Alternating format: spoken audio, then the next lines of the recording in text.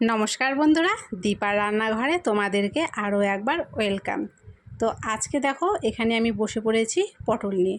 তো আজকে ঝটপট খুব কম উপকরণ দিয়ে বানিয়ে ফেলি পটলের একটা সুন্দর রেসিপি, যে রেসিপিটা একবার খেলে কিন্তু বারবার বানাতে ইচ্ছা করবে।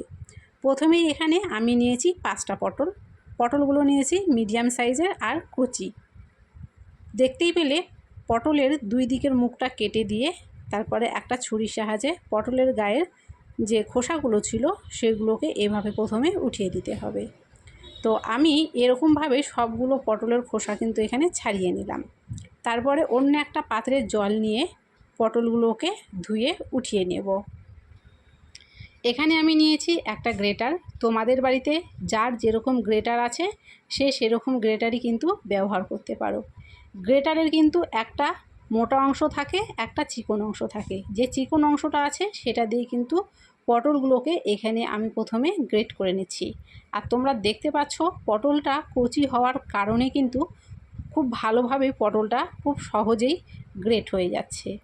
একটা পটল কিন্তু আমি এখানে দেখো নিমেষেই গ্রেট করে নিলাম। এই একইভাবে কিন্তু সবগুলো পটল এখানে গ্রেট করে নিলাম। আর পটলের মধ্যে দু একটা বিচি ছিল, সেই বিচিটা এখানে আমি বের করে নিলাম। বিচিটা কিন্তু অবশ্যই বের করে নিতে হবে, না হলে এগুলো কিন্তু খাওয়ার সময় দাঁতের নিচে পড়লে খুব একটা ভালো লাগবে না। এবারে আমি এখানে কিছুটা পরিমাণ ছোলার ডাল বেটে নিয়েছি। তারপরে এর মধ্যে দিয়ে দিচ্ছি হলুদের গুঁড়ো, স্বাদ মতো লবণ, দিয়ে দিচ্ছি লঙ্কার গুঁড়ো, আর এখানে হাফ চা চামচ দিয়ে দিচ্ছি আদা আর জিরা বাটা। আদা জিরাটা একসঙ্গে বেটে রেখেছিলাম, সেটাই দিয়ে দিলাম। তারপরে ডাল সহ পটলটাকে খুব ভালো করে কিন্তু এখানে মেখে নিতে হবে। আর এখানে একটা কথা বলে রাখি, এটা মেখে নেওয়ার সাথে সাথে কিন্তু বড়াটা ভেজে নিতে হবে, না হলে লবণ দেওয়ার কারণে কিন্তু পটল থেকে জল বেরোতে শুরু করবে।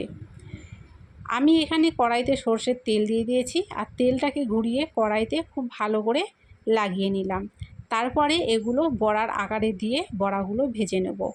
তো আমি এখানে একটু বড় সাইজের বড়াগুলো করে নিয়েছি, তোমরা চাইলে কিন্তু একটু ছোট সাইজেরও করে নিতে পারো। আর দেখো আমি কিন্তু সাথে সাথে মাখার সাথে সাথে কিন্তু বড়াটা ভেজে নিয়েছি, সেই জন্য আমার কিন্তু জল কাটেনি। সেই জন্য লবণ দিয়ে পটল আর ডালটা মাখার সাথে সাথেই কিন্তু বড়াটা ভেজে নিতে হবে, না হলে কিন্তু এর থেকে জল কেটে যেতে পারে। তো বড়াগুলো দেখো এখানে আমার ভাজা হয়ে গেছে, এক এক করে সব বড়াগুলো উঠিয়ে নিচ্ছি। পরের বড়াগুলোকেও একই রকমভাবে কিন্তু আমি ভেজে নিয়েছি। এবার ওই কড়াইয়ের মধ্যেই দিয়ে দিলাম আরও অল্প পরিমাণে সরষের তেল। তেলের উপরে দিয়ে দিলাম এখানটায় আমি জিরে ফোড়ন, আর দিয়ে দিচ্ছি একটা তেজপাতাকে 2 খণ্ড করে ছিঁড়ে, দিয়ে দিলাম একটা ছোট এলাচ আর এক টুকরো দারুচিনি ফোড়ন। ফোড়নগুলোকে একটু নেড়েচেড়ে নিলাম, আর গ্যাসের ফ্লেমটাকে আমি কিন্তু এখন একদমই লোতো করে দিয়েছি। এবারে তেলের উপরে দিয়ে দিলাম আদা আর জিরা বাটা, দিয়ে দিলাম ধনের গুঁড়ো, দিয়ে দিলাম লাল লঙ্কার গুঁড়ো, দিয়ে দিচ্ছি হলুদের গুঁড়ো, দিয়ে দেব স্বাদ মতো লবণ, আর দিয়ে দেবো এর মধ্যে এখন একটুখানি জল দিয়ে মশলাটাকে একটু নেড়ে চেড়ে নেব। গ্যাসের ফ্লেমটাকে আমি কমে রেখেছি, কারণ তেলটা খুব গরম থাকলে কিন্তু মশলাটা ফুটে ওঠে। তারপরে দেখো এখানে দিয়ে দিলাম হাফ চা চামচ পরিমাণ চিনি, আর দিয়ে দিচ্ছি 2টো কাঁচা লঙ্কা চিড়ে। এখন মশলার মধ্যে যেন কোনো রকম কাঁচা গন্ধ না করে, সেই জন্য খুব ভালো করে কিন্তু মশলাটাকে কষিয়ে নেব। আর আমি কিন্তু এখানে কোনো রকমের আলু বা সবজি ব্যবহার করছি না। তোমরা চাইলে এর মধ্যে কিন্তু একটু আলুর টুকরো ব্যবহার করতে পারো। মশলাটাকে দেখো তেলের উপরে খুব ভালো করে ভেজে আমি কষিয়ে নিয়েছি। এখন দিয়ে দিচ্ছি জল। যেহেতু কোনো রকমের সবজি বা আলু আমি এখানে ব্যবহার করিনি, গ্রেভিটার জন্য এখানে আমি খুবই সামান্য পরিমাণ জল কিন্তু দিয়ে দিলাম। তারপরে ঝোলটা খুব ভালো করে যখন এখানে ফুটে উঠবে, এখানে দিয়ে দিচ্ছি 1 চা চামচ গরম মশলার গুঁড়ো।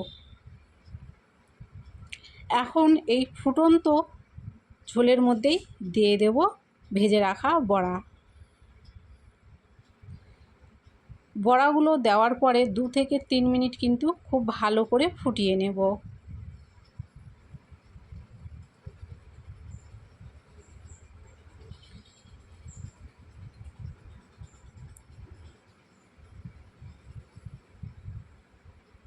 2 থেকে 3 মিনিট ঝোলটাকে খুব ভালো করে ফুটিয়ে নেওয়ার পরে এখানে দিয়ে দিচ্ছি 1 চামচ ঘি। যেহেতু নিরামিষ রান্না সেই জন্য এখানে কিন্তু ঘিটা ব্যবহার করলে এর স্বাদটা খেতে খুবই ভালো লাগবে। আরও 2 মিনিটের মতো আমি কিন্তু এখানটায় ফুটিয়ে নেব। গ্যাসের ফ্লেমটাকে এবারে কিন্তু আমি কম করে দিয়ে ফুটিয়ে নিয়েছি। আর নামানোর আগে এখানে দিয়ে দিলাম ধনেপাতা কুচি। তো এইভাবেই কিন্তু রেডি হয়ে গেল আজকের এই পটলের দুর্দান্ত রেসিপিটা। তো তোমাদের কেমন লাগলো অবশ্যই জানিও। ভালো লাগলে লাইক করে ভিডিওটাকে শেয়ার করে দিতে কিন্তু ভুলো না।